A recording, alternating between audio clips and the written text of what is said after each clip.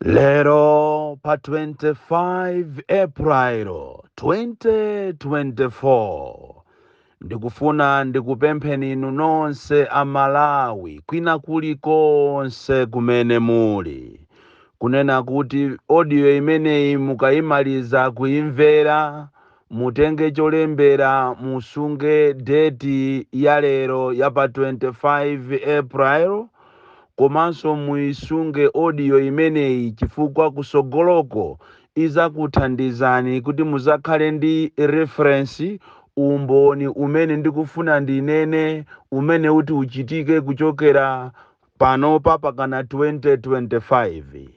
Izi ndi nkhani zimene inu amalawi simunayenere kuti muziziwe, komano ndi ofunika choyambirira tonse amalawi makamaka osauka komanso inu azipani zosusa ndi amalawi tonse tikuyenera kuti tikafikapo nthawi yokuti audio imene itamaliza mugwade pansi mupemphere ndikumuthokoza Allah ndikumuthokoza Mulungu chifukwa zinsinsi zimene nditi ndinene kapena nkhani zimene nditi ndinene mu audiomu akuzipangisa kuti inuyo muziziwe kapena wazipangisa kuti ineyo ndiziziwe kuti ndikuuzeniso inu monga mmene Mulungu anamutumira Mose ndi Mulungu yemweyo amene wapangisa zimenezi.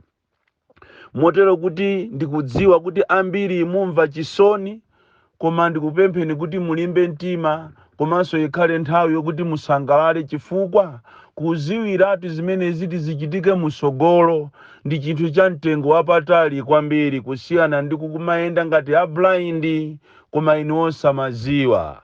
Ineyonso ndili wosangalala mu mtima mwanga chifukwa ndikudziwa kapena ndadziwa zimene anthu ena amaziphika kuseri koma siziyenera kufika kwa ine, koma chifukwa cha Mulungu ndi Allah ndikuyeneranso ndithokoze ngakhale kuti ni nkhani yomvetsa chisoni kwa ananga, kwa mkazi wanga komanso dziko lonse la pansi kapena dziko lonse la Malawi kuphatikizanso azibale anga ndi nkhani yomvetsa chisoni, koma musangalale chifukwa zobisikazo inuyo lero muziziwa.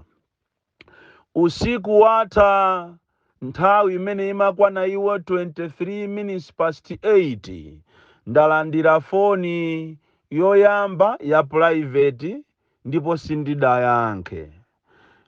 Foni ija itaduka inabweranso kawiri komanso ine sindidayankhe chifukwa ndimakhulupirira kunena kuti foni ya private sindiyenera kuyiyankha komanso munthu amene akuimba pa private amakhala ndi zinthu zimene akufuna kubisa. Koma mtima wina unandiuza kunena kuti foni imeneyi ikayimbanso kawiri uyiyankhe.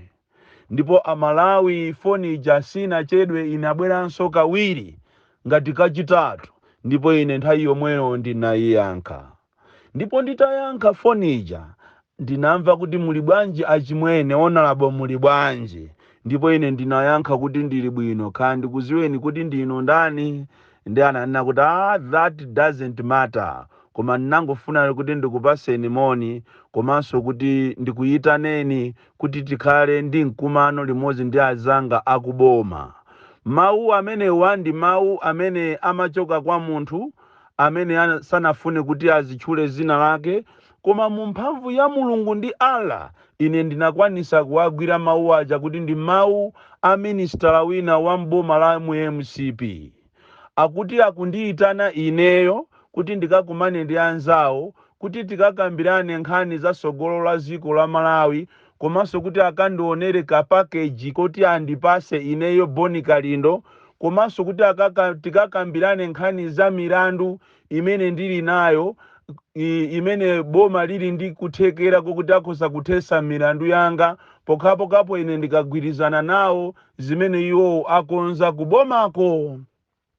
Amalawi inali nthawi yovuta kwambiri poganizira kuti wani ndikulankhula ndi chigoba ngakhale kuti ndikuchiziwa mawu chigobacho, ndipo ndikufuna ndikusimikizireni amalawi ine ndinalandira mphaso yochokera kwa Mulungu yonena kuti olo munthu ndisakumuziwa kuti foni imeneyi akundiyimbirayo sindikuyiziwa, olo atayimba pa private koma ine ndinadalisidwa ndimatha kudziwa mawu, motero kuti ameneyi ndi minister ndithu wa mboma la Tonse Alliance oziwika bwino amene wandiyimbira zulo kumandiuza kuti akuti ine ndisankhe siku lokuti ndikakumane naye iyeyo limodzi ndi azinzache ndi cholinga kuti tikakambirane nkhani za sogolo la ziko lino, makamaka pokonza ka package. Alankhula kuti ka package ndikuganiza kuti zimenezozo ndi ndalama zokuti akukonza kubomako kuti akandipase ine, komanso akuti kuganizirapo tikakambirane za milandu imene ine ndili nayo, kuti boma lili ndikuthekera kunena kuti akhoza kuyithesa milandu imeneyi pokapo ine ndivomereze zimene iwo afuna kapena agwirizana. Nditaganizira sogolo la ananga, sogolo la mkazi, sogolo la abale anga, sogolo la iniyo abale anga amalawi osauka, mzimu wina sunachedwe, mzimu wina unabwera ndikundiuza ndikundipasa mayankho msangasanga, ndipo ndamuyankha kunena kuti nthawi yokuti ndikumane ndi inu ndilibe, komanso mukanakhala kuti inu ndinu achilungamo simukanayimba pa private. Bwana, ndimakulemekezani kwambiri, ndimakulemekezani, ndipo inu simunayenere kukhala mmodzi mwa anthu ochita betray ziko lino.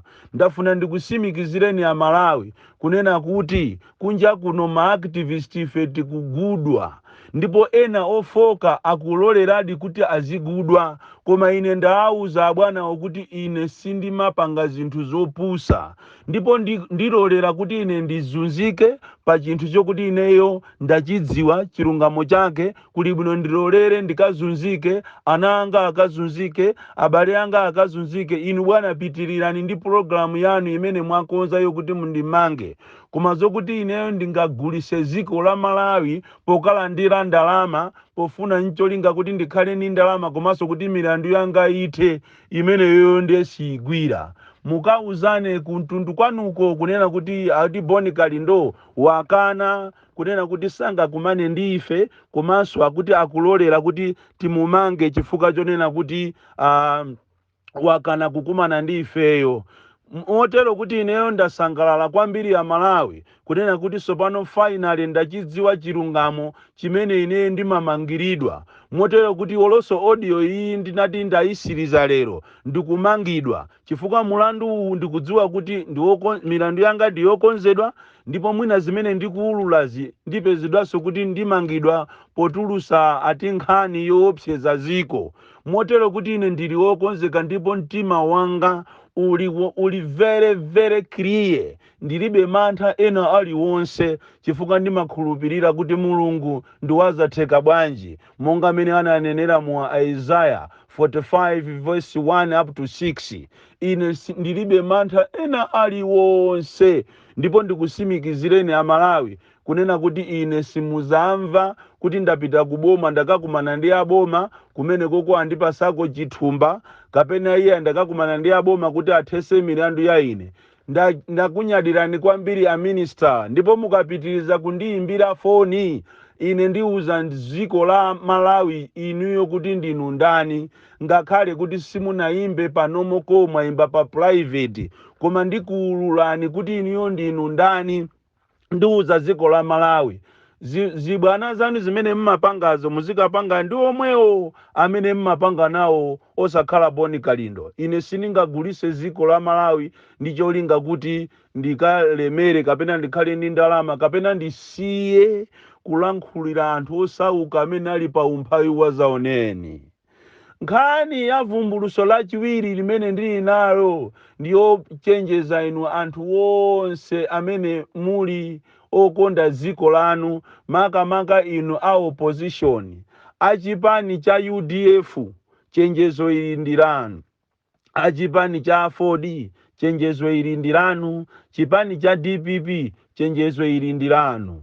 Zisankho za 2025 ngati simusamala kuli bwino mungosiya musazapange nawo, chifukwa anzanu padakali pano pali pa project yobera zisankho zimenezi. ndipo amalawi project imene iyo kuti abere zisankho za 2025 inayamba kuzomba, amafuna apange testing. Koma tithokoze anthu akuzomba, inu ndino anthu ochenjera kwambiri, ndipo analephera kuti ngakhale system yawo inayikidwa in place kuti abere, analephera.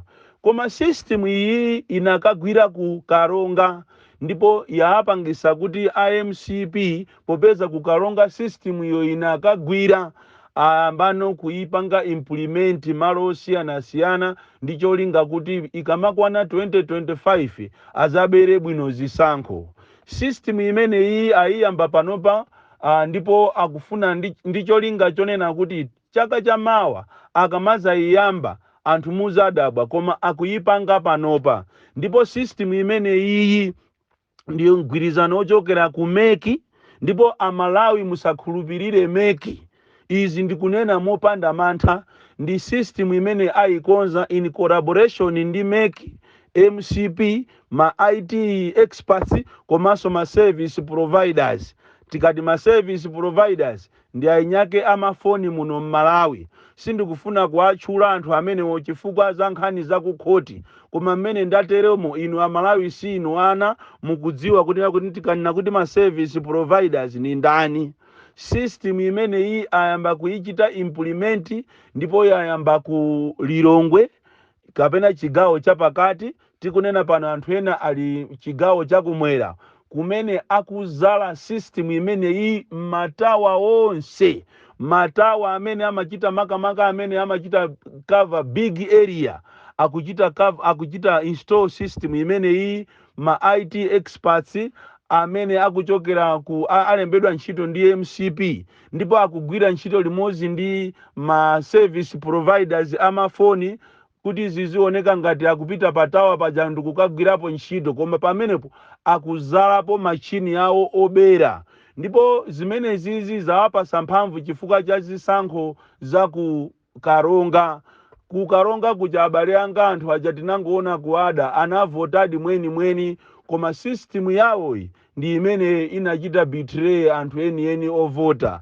Motero kuti inuyo IMCP musaone ngati zimene mukupanga anthu ena momo sizikuanyasa, zikuanyasa. Ndipo andiuza ineyo Boni Kalindo zonse zimene mukupanga panopa magula machini okwanira 165 amene mukuzala, chifukwa plani yawo ndionena kuti akuti sakufuna kuyika malo onse ndi cholinga kuti kwinako anthu ena azawine, koma iwo akuyika matawa okhaokha amene amachita cover. Mwachisanzo kuli tawa imene ili kwa Nsundwe, tawa ya Kubunda, tawa ya Kukanengo, Kulumbazi, tawa ya pa Civil Stadium, ndi matawa osiyanasiyana amene azala kale system imeneyi. Izizi ndikulankhula mopanda mantha muziko langa, ndipo sindikuopa wina aliyense, ndipo kumangidwako ndilirede kumangidwa. Koma amalawi ndikufuna ndikuuzeni kunena kuti zisankho za 2025 zizaberedwa ndi chifukwa chake IMCP aja mukamamva language yawo olopa maliro akunena kuti chakwera pakana 2030, akudalira system imene sopano yaonesa kuti kuthekera kulipo atapanga zisankho kapena atayika kapena kuyesera ku Karonga. Motero kuti inu a opposition amene mukufuna kudziwa zeni ndipezeni muziwe, chifukwa mayesowo kapena zinsisizo ndili nazo zimene ineyo ndauzidwa kuchokera mkatikati mwa MCP mo anthu amene amakonda dziko lawo. Ndipo tikuthokozeni inu amene mwalimba mtima ndikundipeza ine ndikundiuza zinsisi zimene MCP yakonza. Ndipo panopa ma IT expert akupitirira kumanga ma system awo amatawa, ndipo izi ndizogwirizana ndi MEC. Ndi chifukwa chake MEC ija anayisamusa kubwera ku Lilongwe, anasamusa ndi cholinga kuti akakwanirise zimene akufuna. Chonchi amalawi musakhulupirire MEC, musakhulupirire china chilichonse, makamaka inuyo anzathu osusa boma. kutereko zisankho zimenezi azawina ndi landslide ngati simusamala. Ngati mukufuna kuziwa zambiri bwerani ku inbox kwanga kuti ndikuwuzeni zinsinsi. Ine ndine Bon Kalindo, the DC, mwana woopsa kwambiri amene sinimafuna zachibwana. Kumangidwa sindi kudandaula, kuphedwa sindi kudandaula, koma ndizapitirira kuyima pa chilungamo mu dziko langa, the DC.